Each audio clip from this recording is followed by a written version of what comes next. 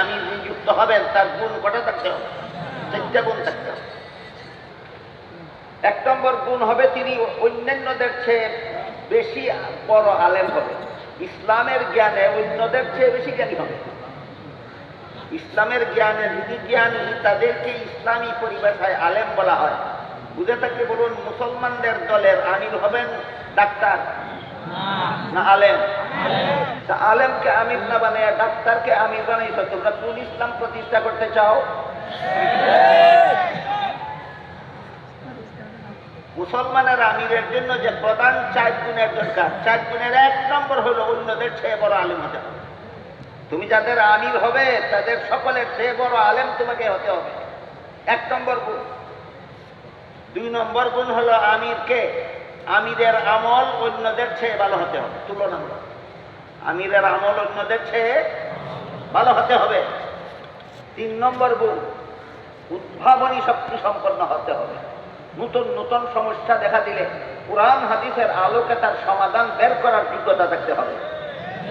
এটাকে কুরআন হাদিসের ভাষায় কুওয়াতে ইজতিহাদিয়া বলা হয়, বাংলায় উদ্ভাবনী শক্তি সম্পন্ন হলো।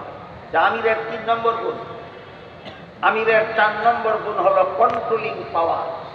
যাদের আমির হবেন আপনি, গোটা জাতিকে ঐক্যবদ্ধ করে পরিচালনা করার ক্যাপাসিটি থাকতে হবে।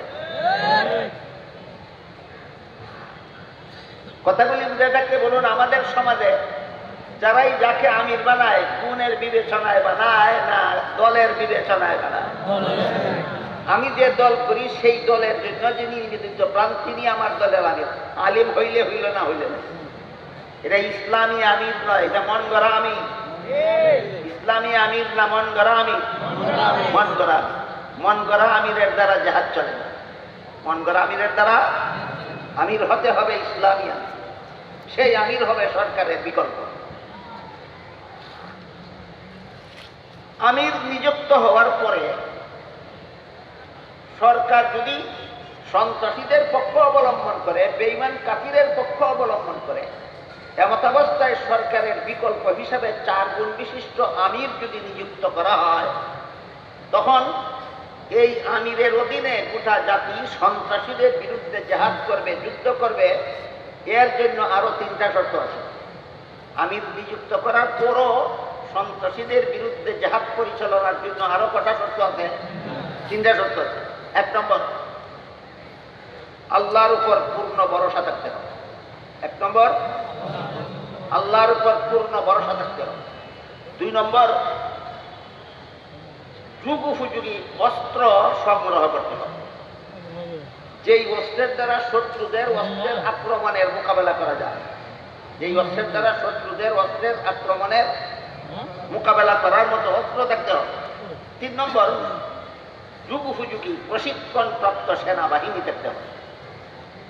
4 শর্ত মতো আমির নিযুক্ত করার পরে সন্ত্রাসীদের মোকাবেলায় জেহাদ পরিচালনার জন্য আরো কত শর্ত আছে? 3 শর্ত। 1 নম্বর শর্ত, আল্লাহর উপর পূর্ণ ভরসা। 2 নম্বর শর্ত, যুগোপযোগী অস্ত্র তৈরি করা। 3 নম্বর শর্ত, যুগোপযোগী সেনা প্রশিক্ষণপ্রাপ্ত সেনাবাহিনী তৈরি করা। এখন এইগুলি যদি না থাকে, যুগোপযোগী অস্ত্র যদি না থাকে, যুগোপযোগী সেনাবাহিনী যদি না থাকে, এ সময় আমরা কি করব? মুহাদ্দিসিনে কেরাম জিহাদ সংক্রান্ত হাদিসের ব্যাখ্যায় উল্লেখ করেছেন, তখন রাসূলের মক্কি জিন্দেগিকে মুসলমানের আদর্শ রূপে অবলম্বন করতে হবে। সরকার শত্রুদের পক্ষ অবলম্বন করেছে, সরকার ইসলামের পক্ষে মুসলমানের পক্ষে জিহাদ করতে রাজি।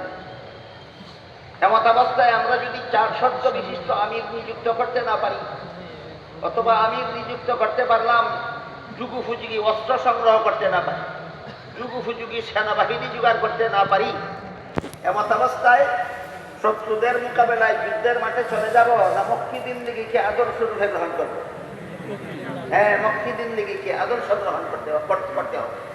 যতদিন পর্যন্ত এই 3 শর্ত পূরণ না হবে, পরিষ্কার ভাষায় মুহাদ্দিসিনে কেরাম হাদিসের ব্যাখ্যা গ্রন্থে লিখেছেন, যতদিন পর্যন্ত এই 3 শর্ত পূরণ না হবে ততদিন পর্যন্ত মুসলমান রাসূলের মক্কি জিন্দেগিকে আদর্শ রূপে গ্রহণ করবে।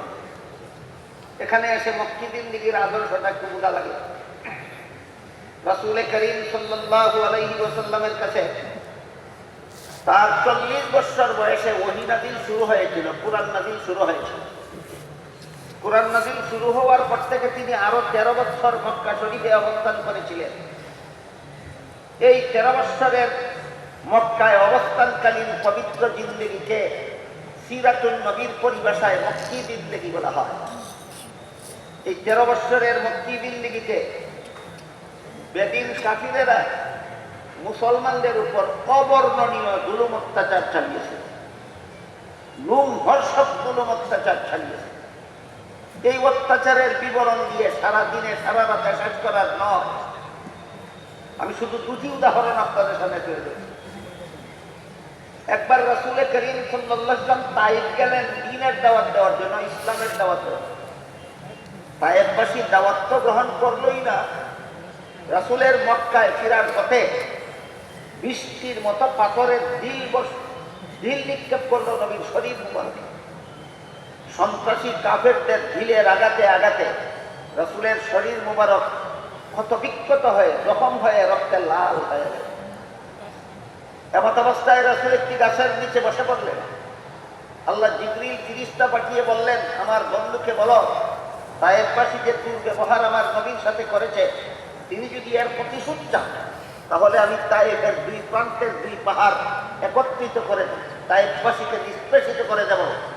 প্রস্তাব পেয়ে রাসূল বলেন, আল্লাহুম্মা ইহদি কওমি ফাইন্নাহুম লা ইয়ালামুন। হে আল্লাহ, এদেরকে ধ্বংস করে দিবেন না, এদেরকে হেদায়েত দান করুন, এরা বুঝতে পারে। এটা ছিল মক্কি জিন্দেগির আদর্শ। এটা ছিল কোন জিন্দেগির আদর্শ? মক্কি জিন্দেগির আদর্শ। এইরকম নির্যাতিত অবস্থায় দ্বীনের দাওয়াত দীর্ঘ 13 বছর চালু রাখার ফলে আঙ্গুলে গণার মতো সমাজের যে কয়েকজন লোক ইসলাম গ্রহণ করেছিলেন, তাদের মধ্যে একজনের নাম ছিল হযরত খাব্বাব রাদিয়াল্লাহু আনহু।